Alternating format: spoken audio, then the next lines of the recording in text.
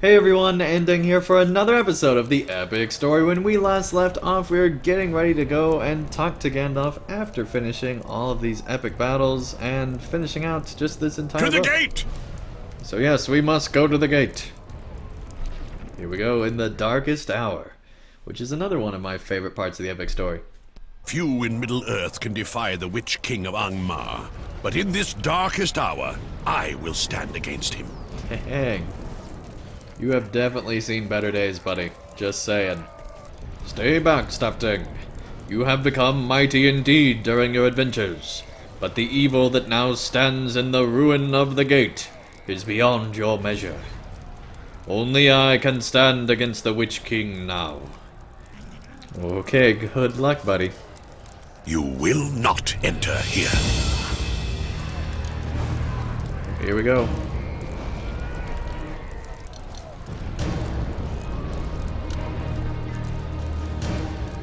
Go back to the abyss.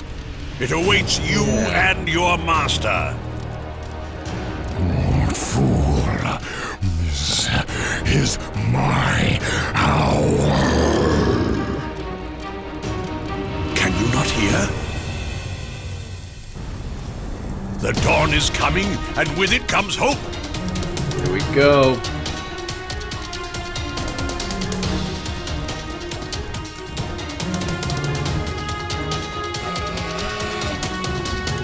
Oh dang. Nothing comes for you but death. Die now. Oh dang. You must protect Peregrine.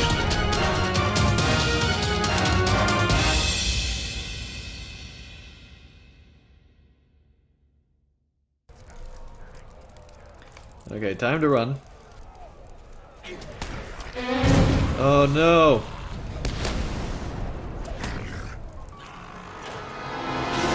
No!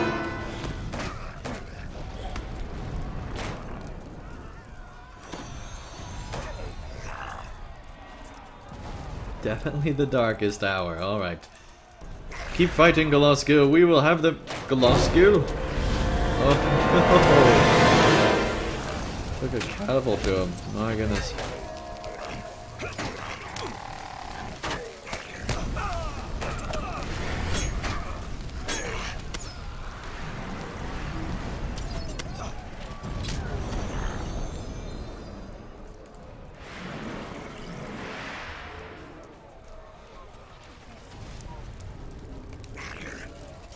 Imrahil.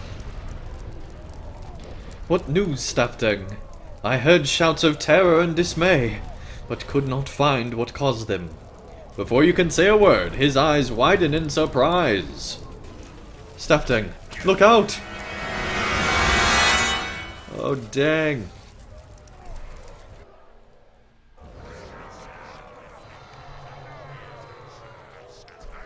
Gothmog. Yeah, sure, let's just talk to Gothmog, all cool and chill. We are here on the top of Minas Tirith, dang. And so it ends, Stafting. The wizard is slain and will trouble my master no longer. The city is taken.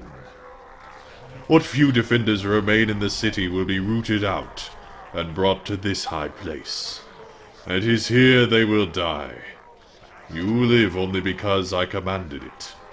But once the last cries of the dying have faded into the wind, you too will follow them.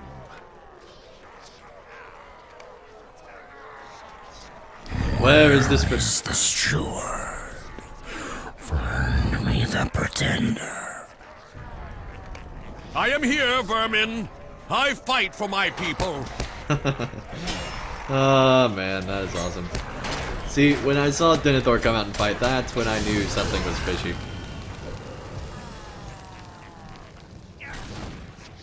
Oh dang. He fell. We can't advance it because it's in an instance. I hate that. Stafting. What could we have done? A shrill voice My pierces lord! the thin air above the city. Flee, young Peregrine. After him. Oh, dang.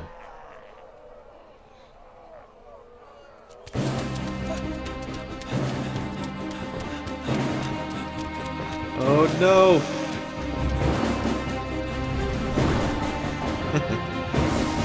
This is my favorite part.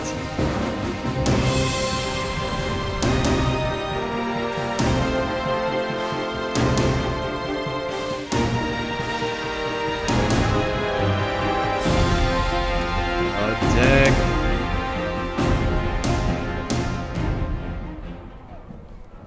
Goodbye, buddy. Alright. Do you understand? Such a cool reveal. With the things I have seen, this must be what will happen. This sad fate awaits us. It cannot be avoided. Dang. Do you at last understand the words I've spoken, Stafting? Do you finally see that this doom cannot be avoided?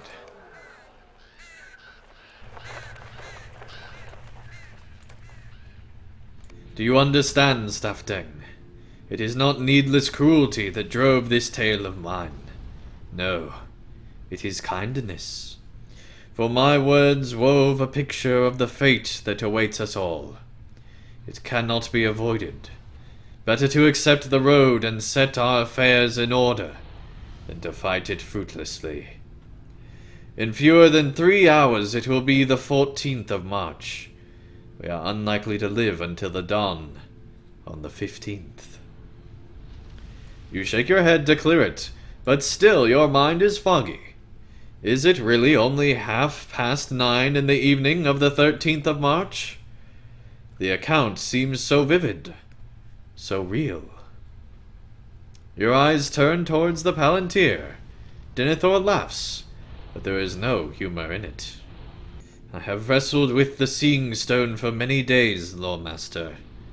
I am not surprised that the experience left you feeling unwell, and particularly susceptible to the words I spoke.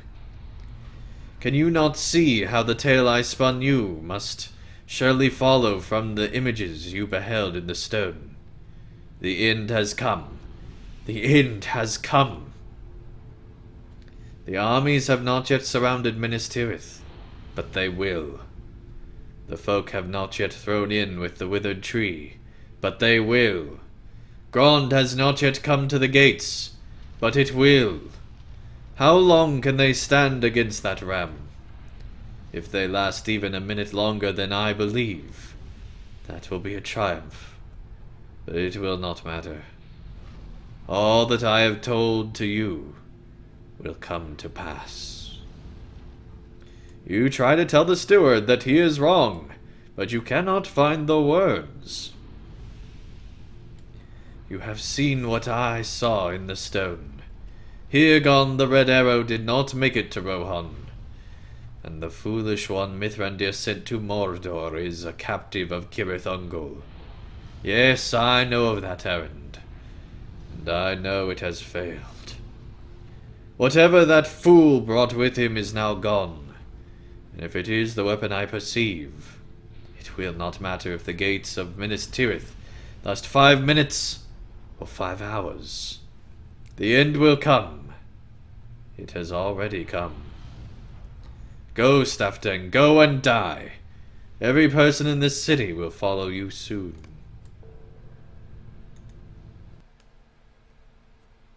Dang. Captain Optimism. I saw you not 10 minutes ago, when I brought you before the steward. Hello there, Stafting.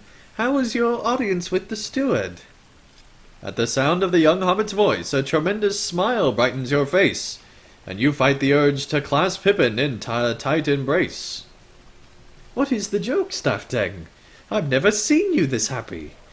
It's a little peculiar, if you ask me, this being wartime and all. But I suppose that's no reason not to look on the bright side, is it? You do seem a little flustered now that I think about it, both happy and sad at the same time, if that makes any sense. I saw you not 10 minutes ago, when the steward summoned you before him. What could you have talked about in so short a time that would work such a change in you? I will not ask what you discussed with the steward. It is no business of mine. Well, it does not matter. Whatever you and the steward spoke about, it is surely not my business to hear. I will do as I am told, and though that may not amount to any great service in the tales of heroes, may it prove as useful and as important as any hobbit deserves. But you should find Gandalf. I know that he is very worried about the city and about Gondor, and any information you have about the steward's state of mind could be useful to him. Did I say Gandalf? I mean, you should talk to Mithrandir. I will never get used to calling him that, Saftang. What does he need 2 names for, anyway? It is not proper. You point out that the young Took himself has 2 names, going sometimes by Peregrine, and sometimes by Pippin. Well, that's different. That's different. You got me. Well played, Stafteng. Well played indeed. Time yet remains. Alright, we need to go find Mithrandir. Not too hard to find, I must admit. You spoke with the steward? Worry is etched upon your face, my friend. I understand you had an audience with Denethor, Stafteng. I might have given you some wisdom concerning how to handle the steward, but I was not consulted. I trust you did not spoil any of our plans, or cause any harm that cannot be undone. You tell Mithrandir that Denethor spoke to you about many things that he had saw within the depths of the Palantir. At that, Mithrandir looks up sharply. So the Anor stone did remain within the tower. I wondered if it was so. Denethor has had a stubborn and strong will for all the years of his life. But if he seeks to gain some advantage over the enemy by using the Palantir... You interrupt the wizard, and his initial offense is quickly assuaged as you account the worrying tale of Denethor's prophetic words concerning the siege to come. Mithrandir is silent for a long while. Finally, he speaks. I did not think he had seen the siege itself in the Anor stone, Stafteng. And that is very important to us. A Palantir cannot be made to lie, though its images might deceive if its user interprets them incorrectly. But I fear that the future in which Denethor believes, while not certain, could still come to pass. There is a question that his tale raises in my mind, a question I had not fully considered before now. Where was Rohan? If the events of the coming siege will indeed transpire as Denethor foretells, and Theoden does not come to the aid of Gondor, I fear that the steward of Gondor may be right. Minas Tirith will fall. It is absolutely imperative that you learn what has happened to the riders of Rohan. They must come to Minas Tirith in time, or all is lost. The siege is still ahead. Time yet remains. I feared it might be so. This I believe, my friend. If the Rohirrim do not come to the aid of Gondor, Minas Tirith will fall. There is little time left. Already the armies of Mordor approach. The city will soon be encircled. Soon, I say, but not yet. Go to the lowest level of Minas Tirith and enter the city stables, just within the entrance to the city. Speak to Labordil there, and he will arrange for a rested steed to bring you past the line of the enemy before it can close upon the city. You must follow the road north into Talathanor, and seek for Theoden and his riders. If you find them, tell them to hasten. If you do not find them, it will not matter even if you proceed all the way to Meduseld. Minas Tirith will have fallen by the time you reach it, and no one will be of help then.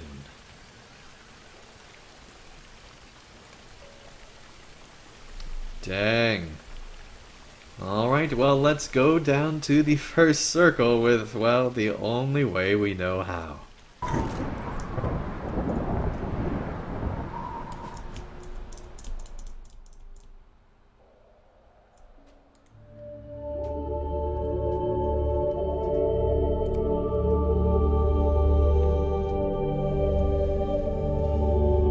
stable smells of hay and manure, and men speak in low, worried voices. It is hopeless to think that Theoden and his riders will come. You desire a rested horse to seek aid from Rohan? What good will that do? Hirgon left on that errand some time ago, and should have returned by now. It is hopeless to think that Theoden and his riders will come. Even if they should do so, what does it matter? I have heard that the enemy commanders cannot be held by death. You look at Labordale quizzically, and his face twists with despair. It is true. Some soldiers from the Blackroot Vale told me that one of the waiths leading the armies of Mordor, Gothmog, cannot be slain. Not while some ranger still lives. Goladir, I think his name was. You do not believe me? Ask them yourself. You will find them in the rear of the stables, up the stairs in the back. Labordale studies your face closely, surely seeing the anger upon it. Durlin and Derfin were supposed to keep what they knew about Gothmog to themselves. You are angry with us. I see it on your face. The battle approaches, Stafting. Are you ready for as much glory as we can attain before the end? But you are angry with us. I can see it on your face. Why is this so? You remind the impulsive brothers from the Blackroot Vale that they promised to keep the secret knowledge they gained of Gothmog in Osgiliath. Derfin makes a rude noise, and Derlin shakes his head at you with a frown. That was before we returned to Minas Tirith, and spent time with its defenders. These men deserve to know the enemy they face, do they not? It is one thing to fight when you believe you have a chance at victory. It is quite another when you fight a hopeless battle against an enemy that cannot be slain. There is more glory to fight in that case, armed with the knowledge that you cannot win. And we thought these men deserved to have that knowledge, and decide for themselves. You must see it. For my part, I do not regret my words, and I know my brother feels the same. If the men curse the name of a faraway ranger, and use that anger to fight with more ferocity, is that not a benefit for the defenders of Gondor?